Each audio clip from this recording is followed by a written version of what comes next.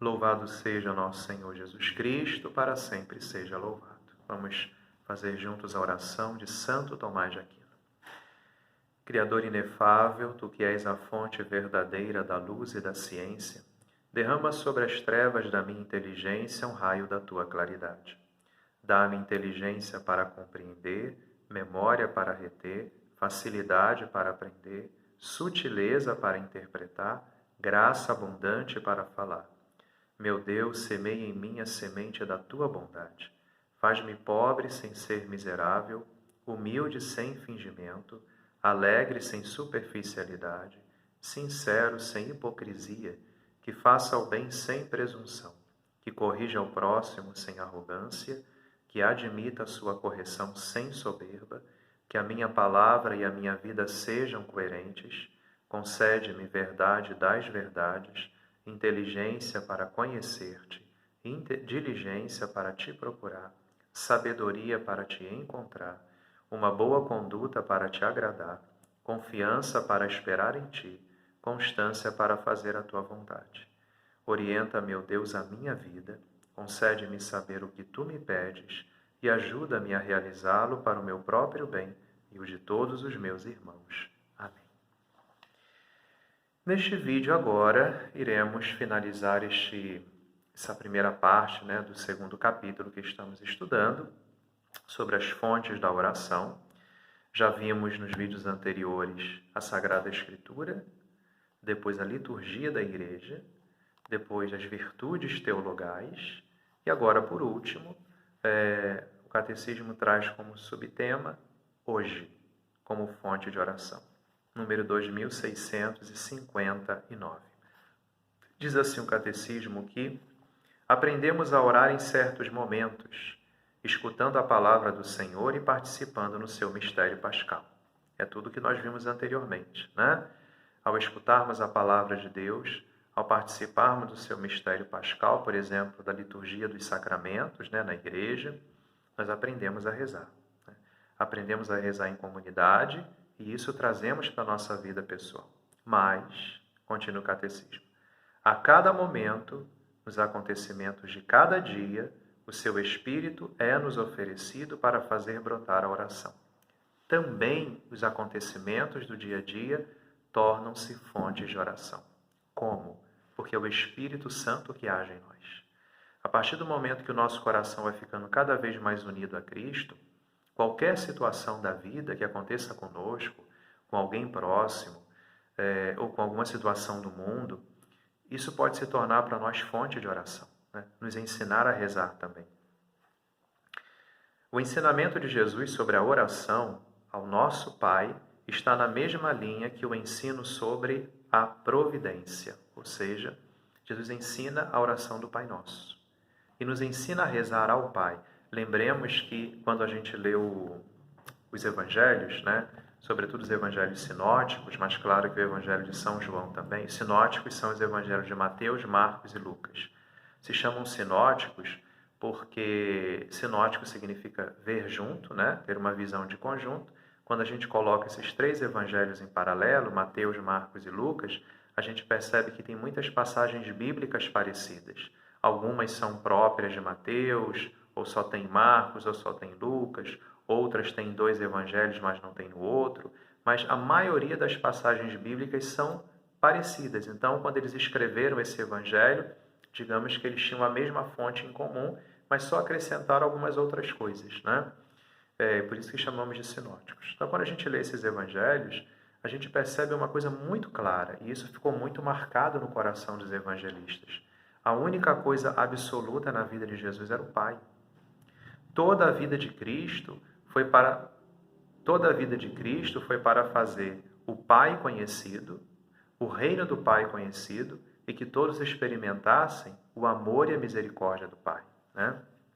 Então, por isso que o Espírito Santo faz brotar em nós, em cada acontecimento da vida, a oração, e a oração do Pai Nosso está nessa mesma linha de acreditar na providência de Deus, o Deus providente, o Deus que nos ajuda a providência, acreditar na providência do Senhor é perceber que em todos os momentos Deus não abandona os seus filhos.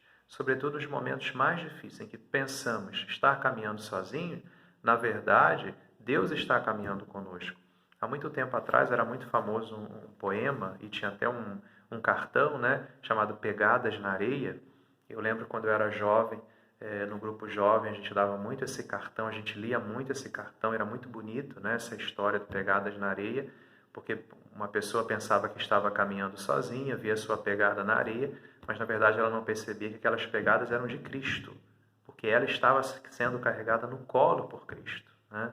E muitas vezes é assim, pensamos de estar caminhando sozinhos, os nossos passos estão difíceis, não. Jesus está nos carregando no colo, as pegadas são dele, os passos são dele, né?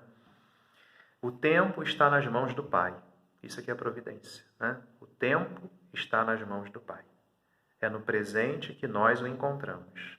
Não ontem, nem amanhã, mas é hoje. Então, quando pensamos na nossa vida, né, para Deus não há ontem nem amanhã. Para Deus tudo é presente, tudo é hoje. Quando é que nós o encontramos? Não o encontramos só no ontem, nem o encontraremos no amanhã. Nós o encontramos no hoje, no agora, no momento em que estamos vivendo, nas situações vividas por nós. É ali que o Espírito Santo nos ensina, na oração, a encontrar o nosso Mestre. Quem dera ouvisseis hoje a sua voz, não endureçais os vossos corações, diz o Salmo 95, de 7 até 8.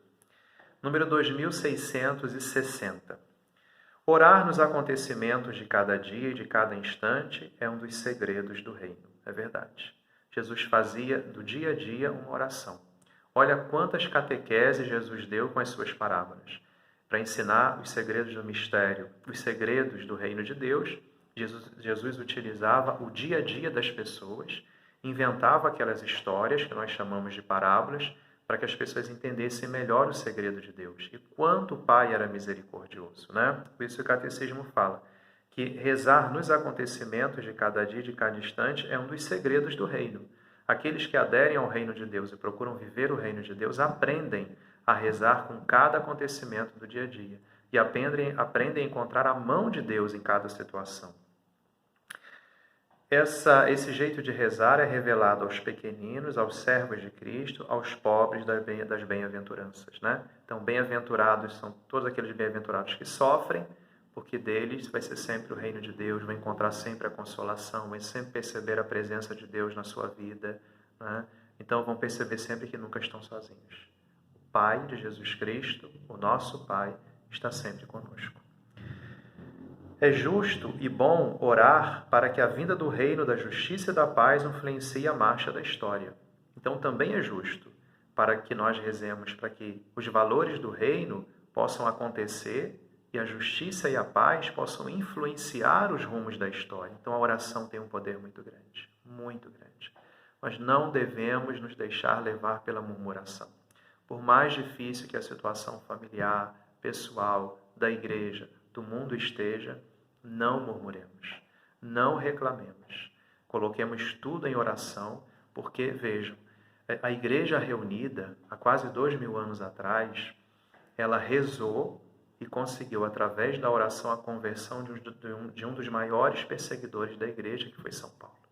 Por que nós hoje, se nos unirmos em oração, não vamos conseguir também a mudança do mundo? Esses antivalores do mundo que estão destruindo a humanidade como um todo. A oração tem muito mais força do que a gente pensa. A oração não é só um esforço humano, mas a oração ela é a presença do Espírito Santo em nós. E se nós acreditarmos nisso e nos unirmos em oração, pessoalmente, em comunidade, pode ter certeza que nós vamos influenciar, sim, o rumo da história, né? E o mundo vai encontrar os valores do reino, sobretudo da justiça e da paz.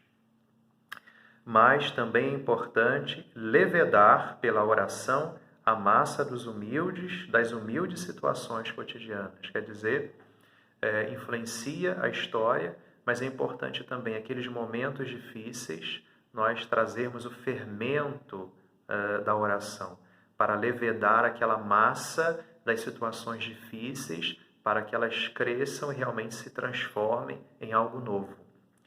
Todas as formas de oração podem ser esse fermento a que o Senhor compara o reino, né? Aquelas formas de oração que nós estudamos em alguns vídeos anteriores. a petição, a ação de graça, o louvor, a súplica, né? Qualquer espécie de oração ajuda a levedar a massa. Ave Maria, cheia de graça, o Senhor é convosco, bendita sois vós entre as mulheres e bendito o fruto do vosso ventre, Jesus. Santa Maria, Mãe de Deus, rogai por nós, pecadores, agora e na hora de nossa morte. Amém. Jesus, manso e humilde de coração, fazei o nosso coração semelhante ao vosso. Fiquem na paz de Deus.